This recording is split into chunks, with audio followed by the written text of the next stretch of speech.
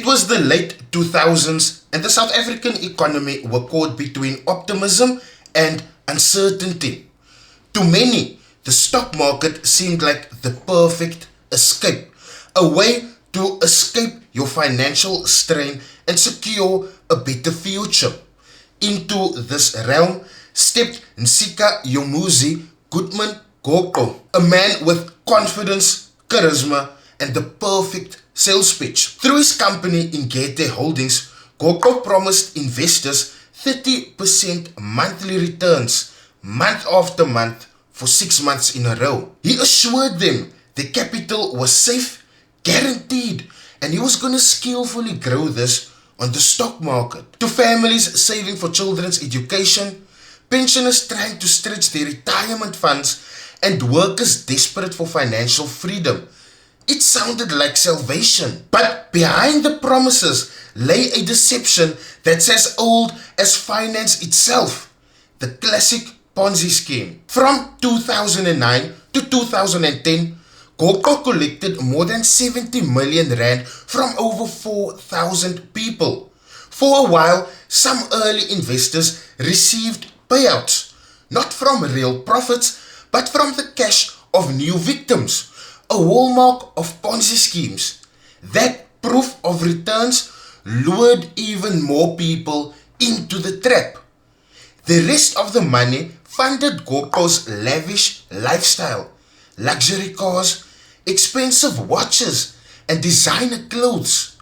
Forensic auditors later testified that little, if any, of the funds ever reached legitimate stock market investments. Legally, he was skating on thin ice. By guaranteeing and taking deposits, he was effectively acting like a bank without the necessary registration to be a bank. That is a direct violation of the Banks Act. By offering investments without being authorized to do so, he also breached the FIS Act. And above all, by promising one thing and doing another, he actually committed fraud on a large scale. Before we go any further, I would like to thank IFX for sponsoring today's video.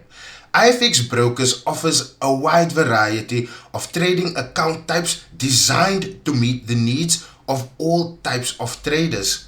From the standard account for the beginners to premium accounts with tighter spreads, all the way to VIP and Islamic accounts for a more specialized trading journey. IFX Brokers provides the flexibility and tools that you need to trade with confidence. To get started, click the link in my description, choose an account type that suits your needs, make a deposit, and start trading. It's that simple. Once again, thank you to IFX Brokers for sponsoring today's video. And always remember, trading involves risk and may not be suitable for all investors. Always trade responsibly. Back to the video. In January 2012, police arrived at his Hillcrest home.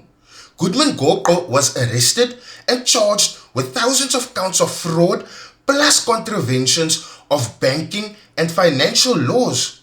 For his victims, it seemed like justice was finally on its way.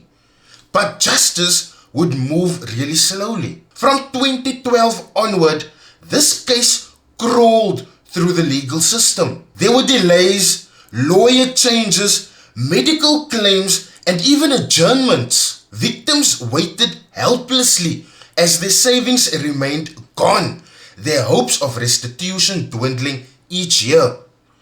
The trial properly began in 2018 with Magistrate Stanley Hlophe presiding. A forensic auditor appointed by the Reserve Bank, Eckhart Volker, meticulously unraveled the trail of money, or rather the black hole into which it had disappeared. The prosecution laid out more than 8,000 charges: fraud, contraventions of the Banks Act, breaches of the FIS. This case dragged on for another 7 years, echoing the frustration of so many victims who feared the man might never face true consequences. Finally, in September 2025, After a decade of legal battles, the hammer finally fell. Goodman Gorko was found guilty on thousands of charges. The evidence was overwhelming. The false promises, the misuse of investor money, the brazen guarantees of safety where none existed. On the 26th of September 2025, the Pinetown Regional Court sentenced him to 8 years in prison. While the scale of the crime might have suggested a harsher sentence, the law prescribes a minimum of 15 years in such cases. Magistrate Klope considered mitigating factors. Gorko was in poor health, a sole breadwinner, and father to a 1-year-old child. For the victims though, this sentence was bittersweet. Thousands were still left penniless and their dreams shattered. The man who lived richly off their life sacrifices would spend less than a decade behind bars. But the story did not end with the gavel. Just minutes after being sentenced, Gorko's legal team filed an application for leave to appeal both his conviction and sentence. He argued the trial was flawed, the charges duplicated, and the judgment unjust. As of now, the appeal looms. Another chapter begins, and the victims yet again left in limbo. Goodman Gorko's saga is not just about one man's greed. It is about the thousands of South Africans whose trust, desperation, and financial literacy gaps were exploited. It is about a legal system that took 15 years to deliver justice, and even then, many were left without restitution. This is a reminder that if it sounds too good to be true, it most probably is. Any scheme offering quick, unrealistic returns is a red flag. Clearly, you guys can also see financial services must be regulated, clearly for a reason. And sadly, justice delayed can be justice denied. As of October 2025, Gorko is sitting behind bars waiting for his appeal hearing.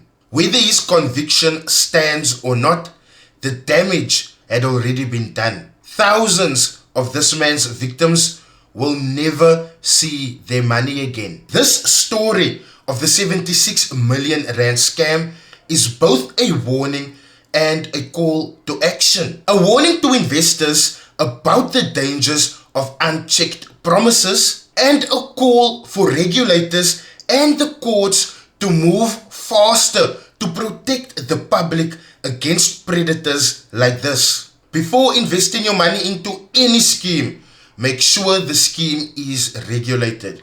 If not, take your money and run. Thank you so much for watching. Don't forget to like, comment, share, and subscribe. It most certainly helps the channel grow. I'll see you guys next time.